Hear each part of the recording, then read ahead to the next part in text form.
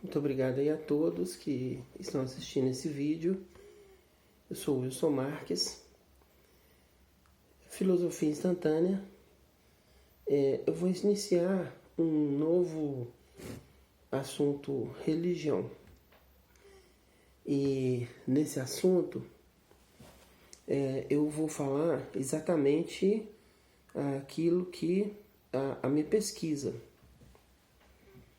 Então, assim, não é um ensaio, não é um gênero literário,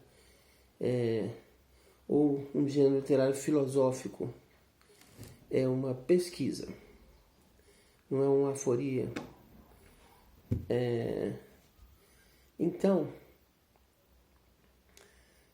como Nietzsche, por exemplo, como Lao Tse, por exemplo, que colocou aporias para poder narrar aí alguma especificidade de alguns conceitos que são assim caros, conceitos caros para todos. Então, eu vou iniciar exatamente esse conceito. Eu vou eu vou apresentar argumentos que estão diretamente ligados nesse conceito religião. Nesses argumentos que eu vou apresentar, aí eu vou utilizar aí 3 referências. Bhagavad Gita, Tao Te Ching, Bíblia Sagrada. Desses 3 referências, essas 3 bases, né? Esses são os livros que são mais conhecidos no mundo e são os livros mais editados no mundo. São esses 3 livros. Então, se alguém falar assim, a minha religião, ela é certa e as outras religiões são erradas. E esse alguém tiver como referência o Bhagavad Gita, ele está certo ou ele está errado? Para aquelas pessoas que seguem o Bhagavad Gita, ele está certo. Esse princípio. Porque esse princípio, ele é só o nível ôntico de um desses viés que nós estamos falando. Então, é um viés desse assunto que nós estamos falando, religião. O Tao Te Ching. Esse é alguém que segue o Tao Te Ching, como, por exemplo,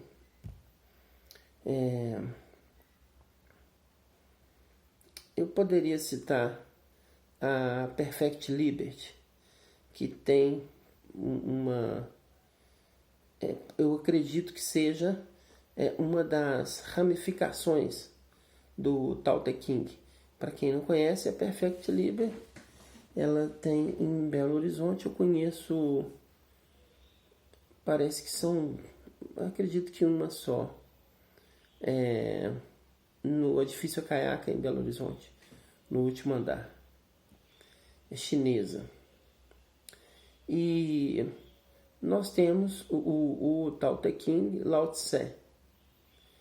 Então, se eu perguntar para qualquer um que tenha como princípio esse viés, porque todos que falam desse assunto que eu conheço, eles tiram de algum lugar. E eu estou falando de 3 fontes. Podemos dizer assim, a desinência, né, o limite podemos dizer assim, a fronteira entre aquilo que nós chamamos de uma linguagem simples espiritual, para quem preferir metafísico, e aquilo que é material, para quem preferir aquilo que é físico.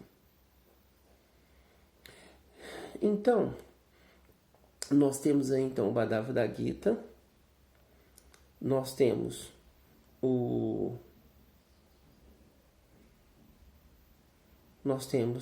Tao Te Ching e nós temos a Bíblia Sagrada. O Bhagavad Gita nós vamos falar um pouco mais dele posteriormente. Eu acredito que eu não vou conseguir esgotar esse assunto religião. Eu não sei se eu conseguirei, mas eu acredito que seja difícil, porque é o assunto mais falado no mundo. Então, não é à toa que as 3 obras que dá origem, assim, vamos colocar assim, de modo geral, as 3 obras, porque são muitas outras, mas de modo geral essas 3 obras nós podemos resumir o que se entende por religião no mundo. E o Tao Te Ching, vamos já falar também um pouco mais. E a Bíblia Sagrada. São essas 3 obras que são as mais vendidas no mundo. Então, uma religião que tenha a sua origem no Bhagavad Gita, que tenha como o seu livro, o seu código, então, essa religião, todos aqueles integrantes vão afirmar que essa religião é a religião correta. E dificilmente eu vou ver algum deles afirmar, aqueles que são mais assíduos, afirmar que alguma outra religião é errada. Aí fica um certo paradoxo. Porque como que ele afirma que a dele é certa e a outra não é errada? Porque aqueles que são que seguem o Bhagavad Gita, a preocupação deles é a busca que eles estão fazendo, é a verdade. Eles não estão buscando aquilo que não seja verdade, qualquer coisa diferente da verdade. Então eles não estão exatamente assim, eles não vão conter, não vão declinar nenhum tipo de esforço para demonstrar o erro de outros. Dificilmente fará isso os mestres. Eles vão se empenhar no objetivo de mostrar como se fosse assim. Inclusive o Tao Te Ching é mais expressivo, que a expressão Tao Te Ching seria difícil uma tradução dessa expressão, mas assim, a que eu mais gosto tem muitas. A que eu mais gosto é o livro do caminho. E o caminho, qual caminho? É aquilo que está, os passos entre o material e o anímico. Então, por isso eu gosto mais dessa tradução. Eu não lembro o nome do autor, mas o que traduziu. Mas é a que eu mais gosto. E interessante, tem até uma conclusão assim, muito brilhante, eu não lembro de quem. Ele fala, olha, nós agradecemos o sábio que declinou ali aquele tempo para poder nos transmitir essa lição, e agradecemos também ao homem simples que parou o sábio para poder nos contar essa história. Porque o Lao Tse, ele, o que dizem é que, dado o momento, ele falou assim, olha, o que eu tenho para dizer aqui é muito divergente da possibilidade de entendimento das pessoas que eu conheço. Então eu vou embora. Ele montou num touro. Isso é muito expressivo.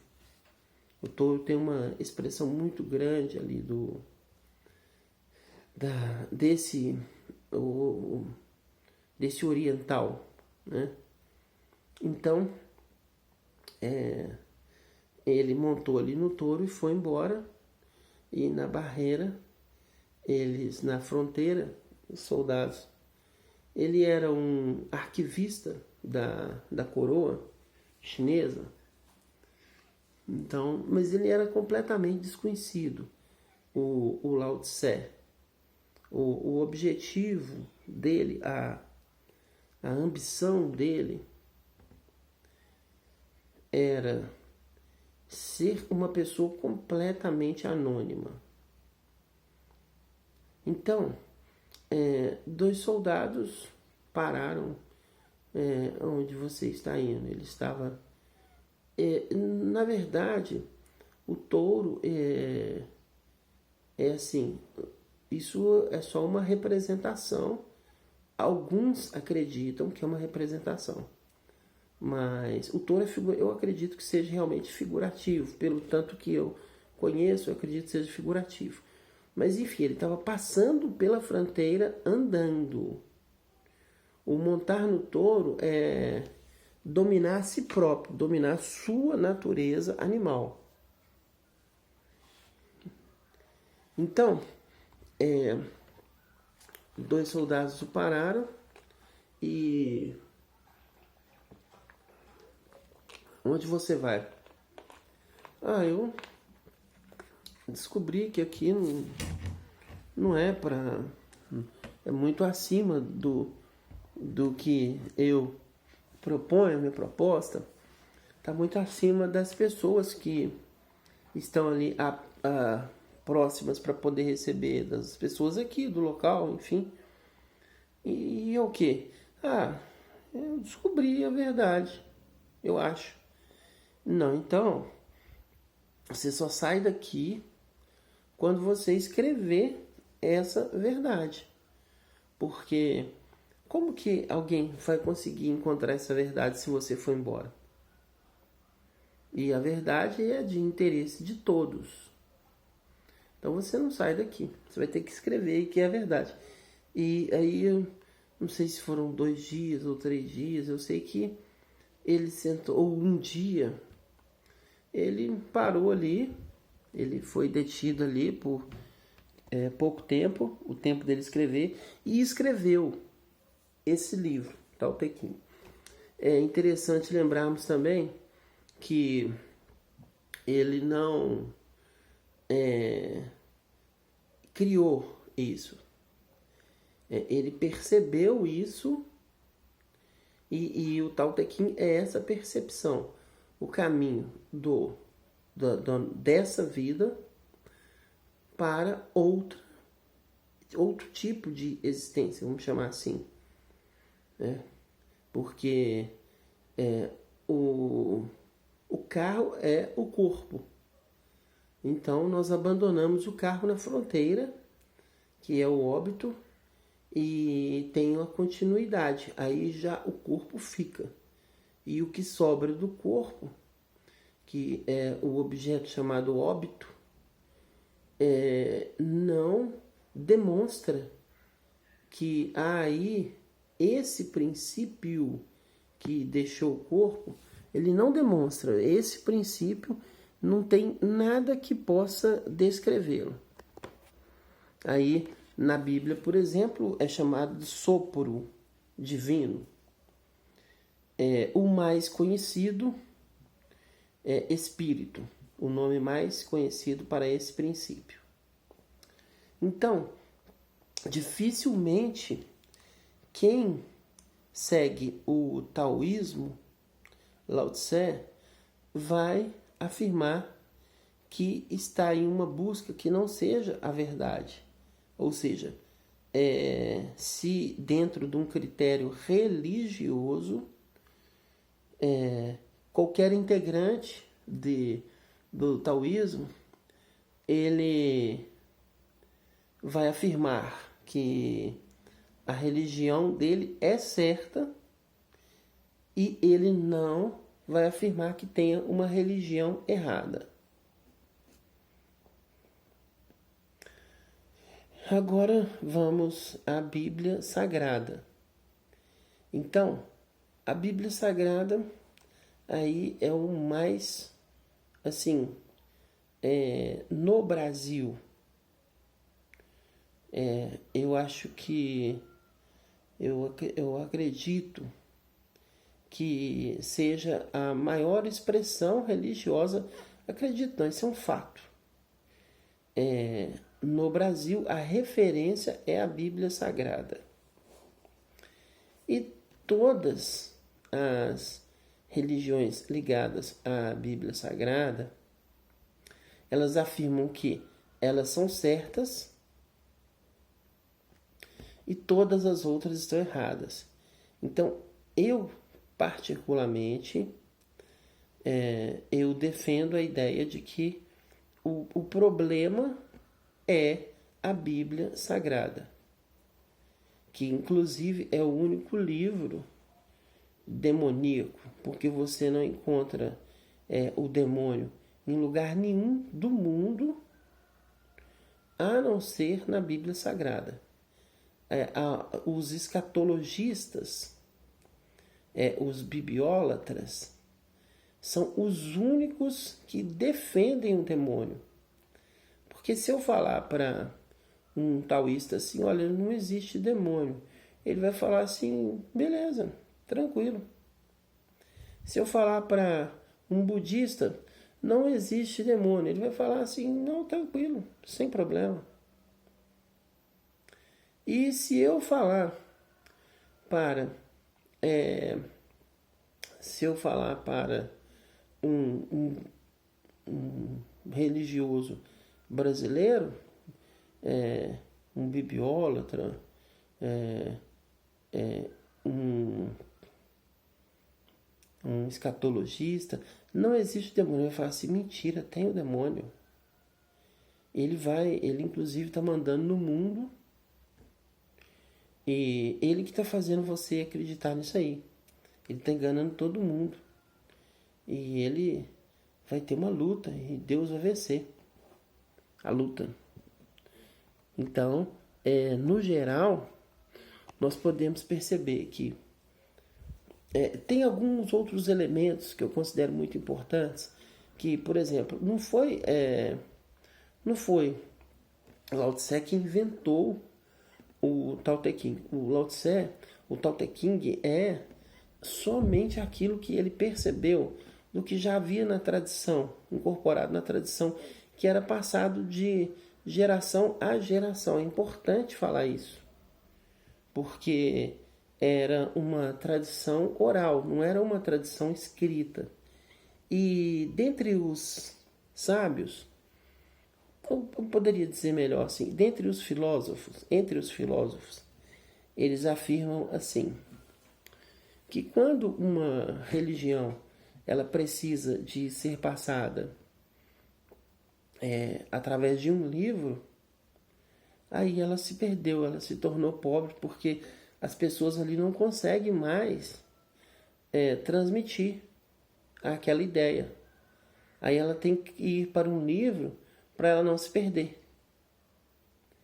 Então, qualquer filósofo que seja especialista desse assunto vai concluir isso, que o livro significa a decadência da religião. Como, por exemplo, Sócrates, né? Ele não tinha livros escritos. E Platão é o início da decadência da filosofia, que Sócrates era a filosofia. A filosofia se manifestou em outras vezes? Sim. A filosofia, por exemplo, ela se manifesta para Boécio, né? Então, a filosofia se manifestou diretamente em Sócrates. Existem poucos momentos e as pessoas vão sentir dificuldade que estão vendo esse vídeo de entender isso, a manifestação da filosofia. Porque eu estou estabelecendo aí como uma persona a filosofia. Então, o que eu afirmo e o que eu vou demonstrar é que aí nós temos outra questão. Quando a religião é transformada, eu estava falando então de Sócrates, Platão é o início da decadência, aí essa decadência vai para Aristóteles, que é assim quase que a fonte de, não posso dizer de tudo, mas Aristóteles é biologia, física, química, matemática, enfim, é muito grande o que Aristóteles apresenta. E então a Bíblia é a decadência do cristianismo. Então, antes de Cristo, já havia pessoas que falavam assim, vai vir aí o Salvador. E depois de Cristo, inclusive essa é a divisão do Antigo Testamento e do Novo Testamento. Então, depois de Cristo, é o Novo Testamento. Mas isso é a visão daquelas pessoas que estavam ali, que andaram com ele, a Bíblia. Agora nós estamos falando da Bíblia. Vamos mais aí uns 2 minutos. Então, a visão das pessoas que andaram com Cristo. O Lucas, Mateus, João, Marcos. O problema é que quase tudo que se refere ao Cristo é uma compilação da Igreja Católica, que são os próprios assassinos de Jesus Cristo. Então, por exemplo, se você chegasse para o Pedro, que era considerado assim, nós podemos afirmar que era o líder daquele movimento ali, e o mestre era Cristo. Então, se nós chegássemos para o Pedro, Pedro, a Igreja Católica, ele não ia querer de jeito nenhum, e a Bíblia Sagrada ele não ia querer de jeito nenhum. Por quê? Porque esses foram os assassinos do Cristo. O Pedro não estava interessado, mata o Cristo aí para mim, você tem jeito de você fazer isso, ou igreja? Ele não estava interessado nisso. E nenhum dos que ali amavam o Cristo estava interessado nisso. A não ser o que nós vemos aí na história, a não ser o Judas. O Judas, sim, ele quis ali. Os motivos, não vamos entrar neles agora. Então nós vamos ficando por aqui, né? Dando abertura aí mais eu diria assim, mais um episódio da série Religião. Filosofia Instantânea. Eu sou o Wilson Marques. Muito obrigado a todos.